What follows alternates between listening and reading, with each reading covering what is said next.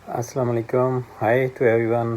तमाम दोस्तों जिन्होंने चैनल सब्सक्राइब नहीं किया उनको रिक्वेस्ट करता हूँ कि चैनल सब्सक्राइब करें। बहुत इन्फॉर्मेशन आपके लिए इस चैनल के अंदर, lot of information, whether you are student और you are coming a traveller और you are planning to coming to Sweden and other European countries.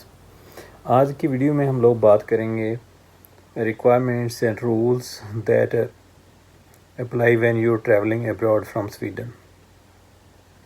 जैसे कि आपको पता है, डेनमार्क ने, नॉर्वे ने स्वीडन के बॉर्डर बंद रखे हैं काफ़ी देर, फिर स्वीडन ने बंद कर दी जब सेकेंड वेव आई थी। तो अब जो है मैं लेटेस्ट इंफॉर्मेशन आपके साथ शेयर करता हूँ स्वीडन के बारे में कि स्वीडन से दूसरे मुल्कों में जाना है। ये वीडियो बहुत ही इंफॉर्मेटिव है उन दोस्तों के लिए, स्पेशली जो मेरी तरह ट्रैवलिंग लॉट, जो बाहर जाते हैं, यूरोप के अंदर स्पेशली ट्रैवल करते हैं और एक कंट्री से जैसे जर्मनी जाना चाहते हैं, बेल्जियम, फ्रांस और डेनमार्क रेगुलरली। तो स्वीडन के इस दफ़ा जितने भी टूरिस्ट प्लेस हैं वो फुल हैं लोगों से यहाँ स्वीडन, क्योंकि ग्रीन लिस्ट में है मेजॉरिटी ऑफ कंट्री के। आइए कंट्री बाय कंट्री एक छोटा सा इसका व्यू लेते हैं और आपको बताते हैं क्या ज़रूरत है आपको किस कंट्री में जाने के लिए। डेनमार्क ने डिफरेंट, जो हमारा नेबर कंट्री है उसने डिफरेंट कैटेगरी में तकसीम किया है होल वर्ल्ड को, ठीक है। उसमें green, yellow, orange, red, green, yellow, orange और रेड, ये डेनमार्क ने डिसाइड किया है। पाकिस्तान उसमें इस वक्त ऑरेंज लिस्ट के अंदर है, ना वो रेड में है ना येलो में है, वो ऑरेंज लिस्ट में है। और ऑरेंज लिस्ट से पॉसिबल है कि जब बोर्डिंग से पहले आपको पीसीआर टेस्ट करवाना पड़े और आपका अराइवल पे भी टेस्ट होगा। वो तमाम स्टूडेंट जो कोपनहेगन के ज़रिए, एमिरेट्स और कतर एयरवेज़ के ज़रिए ट्रैवल करेंगे, जो माल्मो, लोंड, हामस्टाड या खोफडे या वेखो यूनिवर्सिटी में जाएंगे या गोथेनबर्ग यूनिवर्सिटी में, तो उन तमाम दोस्तों के लिए कि वो कोपनहेगन के ट्रैवल करेंगे तो उनको आने से पहले पीसीआर टेस्ट लाजमी होगा। या आपने अगर दोनों डोज लगवा ली हैं, वैक्सीनेशन का सर्टिफिकेट है, तो आप वहाँ पे ट्रैवल कर सकेंगे। आपको अराइवल पे आपका टेस्ट फिर नहीं होगा, लेकिन बिफोर बोर्डिंग आपको ऑरेंज लिस्ट में आपको टेस्ट देना होगा। या आप एक ऐसा सर्टिफिकेट शो करें कि आपको 6 महीने पहले कोविड हुआ था और आपकी एंटीबॉडी हैं, तो फिर भी आप ट्रैवल कर सकते हैं। अच्छा, डेनमार्क से स्वीडन से डेनमार्क जाने के लिए, स्वीडन क्योंकि पूरा मुल्क अब ग्रीन लिस्ट में है डेनमार्क की, तो उस वजह से there is no requirement for COVID test और quarantine on arrival if you have vaccination. तो स्वीडन में अगर आपने दोनों डोज करा ली, डजेंट मैटर आपने 10 दिन पहले कराई हैं, 1 दिन पहले कराई हैं, तो उसके लिए आपको अलाउ करता है डेनमार्क कि आप इंटर हो जाएं डेनमार्क में विदाउट एनी टेस्ट, ठीक है। तो डेनमार्क ने स्वीडन को ग्रीन लिस्ट में रखा है और उसमें इंटर होने के लिए आपको किसी टेस्ट की ज़रूरत नहीं है। ये 17 जुलाई के जो लेटेस्ट टेस्ट उनके हैं इंफॉर्मेशन। इसी तरह Norway also classified Sweden as a green country, so it means that a traveler you avoid any type of quarantine except the people who coming, वो लोग जो नॉर्वे जा रहे हैं वार्मलैंड से या नॉरबोटन प्रोविंस से। वार्मलैंड जिसमें सुन्ने, रेतविक और इसके सराउंडिंग एरिया जो आ जाता है, ठीक है। तो वार्मलैंड के जितने लोग हैं वो, और नॉरबोटन के, जब वो इंटर हो गए तो उन्हें एटलीस्ट से क्वारंटाइन करना होगा 10 दिन। बाकी पूरा स्वीडन जो है वो क्वारंटाइन अब नहीं करना पड़ेगा, they can travel freely to Norway. Finland के 21 जून से वो लोग जिन्होंने वैक्सीनेशन की है उनको अलाउ है फिनलैंड में जाने के लिए, ठीक है। 21 जून से वो लोग जिनको वैक्सीनेशन हुई है उनको फिनलैंड अलाउ करता है स्वीडिश लोगों को जाने के लिए। सो जो इसके साथ जो भी आपने मेडिकल सर्टिफिकेट दिखा सकते हैं, ठीक है।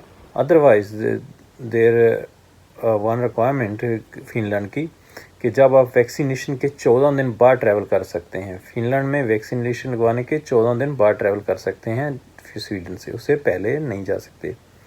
जर्मनी मेरी फेवरेट प्लेस जहाँ पे मैं अक्सर जाता हूँ और रेगुलरली ट्रैवल करता हूँ, उसका Sweden is no longer in a risk area, Sweden उसमें रिस्क एरिया में नहीं है।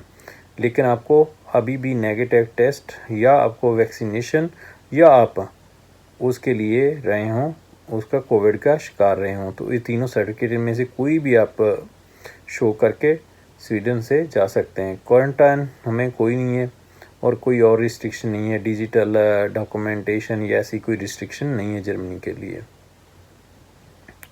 सो सर्टिफिकेट ऑफ वैक्सीनेशन और recovery continue to apply in Germany.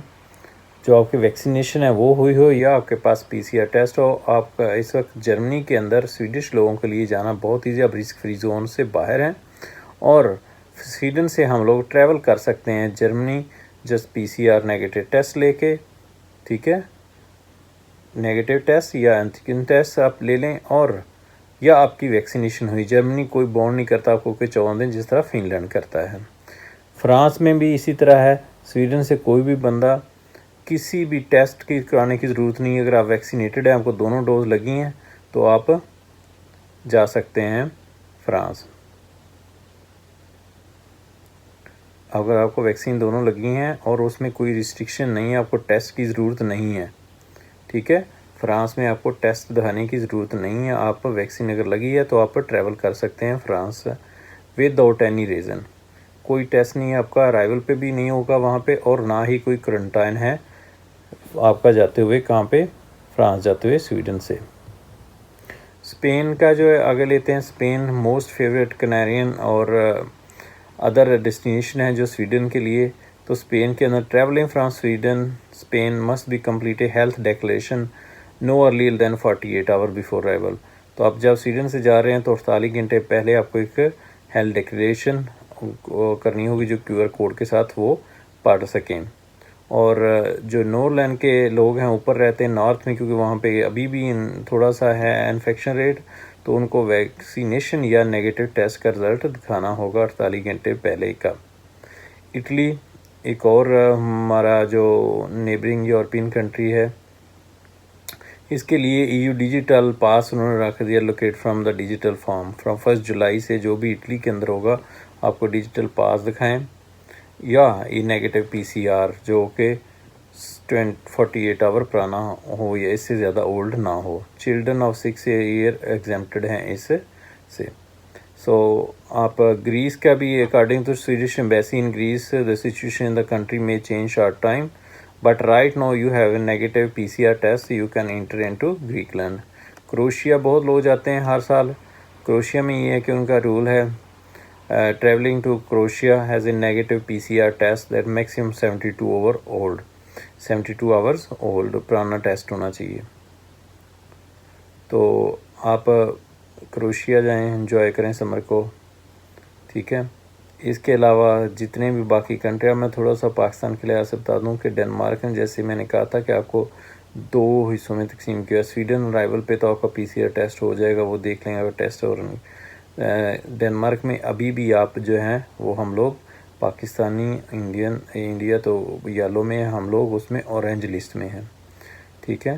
तो आपको अराइवल पे भी टेस्ट देना होगा, वो डेनमार्क वाले करेंगे।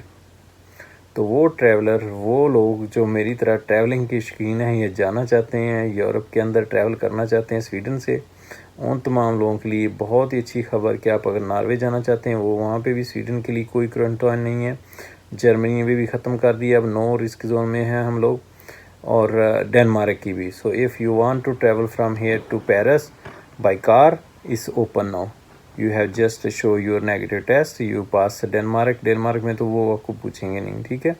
जर्मनी में भी कोई रोके आपसे, वो जब आप फेरी से उतरें या रोड के क्रॉस करें तो आपको वो कहें कि आप नेगेटिव टेस्ट दिखा दें। लेकिन अब फ्री स्वीडन के लिए कोई क्वारंटाइन नहीं है जर्मनी के अंदर, डेनमार्क के अंदर या पेरिस के अंदर। सो बहुत ही बड़ी खुशखबरी 17 जुलाई से आप लोगों के लिए जो ट्रैवल करना चाहते हैं स्वीडन से डेनमार्क, जर्मनी और बाई रोड जाना चाहते हैं पेरिस, तो आप तमाम लोग अपना नेगेटिव टेस्ट लेके, अगर आपकी वैक्सीनेशन नहीं भी लगी दोनों, अगर वैक्सीन लग चुकी तो फिर आपको ज़रूरत नहीं किसी भी टेस्ट की, फिर आप फ्रीली ट्रैवल कर सकते हैं स्वीडन से डेनमार्क की तरफ, स्वीडन से पेरिस की तरफ बाई एयर अगर वैक्सीनेशन लग चुकी है।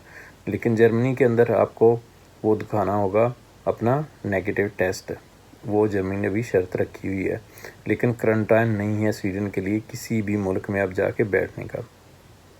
इसी तरह अगर आप लोग नॉर्वे जाना चाहते हैं तो वहाँ पे भी कोई क्वारंटाइन नहीं है, सिर्फ वार्मलैंड और नॉरबॉटन या ऊपर के जो लोग हैं उनको वहाँ पे क्वारंटाइन करना होगा 10 दिन का, ठीक है। बाकी लोग सारा अपना नेगेटिव टेस्ट दिखा के नॉर्वे इंटर हो सकते हैं, आ सकते हैं। इसी तरह आप अगर फ़िनलैंड जाना चाहते हैं तो फ़िनलैंड ने एक शर्त रखी कि 14 दिन पुरानी आपकी वैक्सीन होनी चाहिए। At least 14 days before you travelling you have complete your both shots. तो बहुत ही अच्छी खबर तमाम लोगों के लिए जो ट्रैवलिंग करना चाहते हैं, जो जाना चाहते हैं यूरोप के दूसरों को घूमना चाहते हैं। Border is open now, you can travel, you can take your car and plan your weekend. It's nice weather, enjoy it, drive toward Denmark and then Germany and then Belgium and Paris, or you can take other exit from Düsseldorf or from Neuss. You can take to after Düsseldorf when you crossing Germany का, तो फिर आपको लैक्सेमबर्ग जा सकते हैं, आप Austria की तरफ जा सकते हैं या नीदरलैंड। तो ये मैंने आपको कहना था आज के व्लॉग में कि स्वीडन अब ग्रीन लिस्ट में है तकरीबन पूरे यूरोप में। कहीं पे भी कोई रिस्ट्रिक्शन नहीं है, आपको कहीं पे भी क्वारंटाइन नहीं रखना, कहीं पे आपको ज़रूरत नहीं है क्वारंटाइन करने की। आप जर्मनी से स्वीडन, स्वीडन से जर्मनी और पेरिस आप जा सकते हैं फ्रीली अगर आपकी दोनों वैक्सीनेशन लग चुकी हैं, एक्सेप्ट जर्मनी के आपको कहीं पे भी आपको लेके जाने की ज़रूरत नहीं है नेगेटिव टेस्ट। अगर आपके दोनों शॉट्स मुकम्मल नहीं हुए हैं तो फिर आप अपना वैक्सीन की ज़रूरत अगर है, सेकंड डोज भी रहती है, तो आप अपना PCR या एंटीजन टेस्ट डेनमार्क के लिए तो कोई भी ज़रूरत नहीं किसी चीज़ की, आप वहाँ से फ्रीली गुजर सकते हैं। तो ये अपना बहुत ख्याल रखिएगा। आज के व्लॉग में इतना ही। आई होप कि सम इंफॉर्मेशन आपको मिली होगी कि अब आप ट्रैवल कर सकते हैं फ्रीली 17 जुलाई से ऑनवर्ड नॉर्वे और डेनमार्क और जर्मनी। कहीं पे भी स्वीडन को यूरोप के अंदर अब क्वारंटाइन करने की ज़रूरत नहीं है स्वीडिश लोगों को। अब जर्मनी ने भी रिस्क फ्री जोन से निकाल दिया, डेनमार्क ग्रीन लिस्ट है, नॉर्वे में भी स्वीडन ग्रीन लिस्ट में है। अपना बहुत ख्याल रखिएगा। कागनाग स्वीडन से इतना ही लेकर गया आपके साथ आपका भाई। चैनल को सब्सक्राइब करें और शेयर करें। Thank you very much.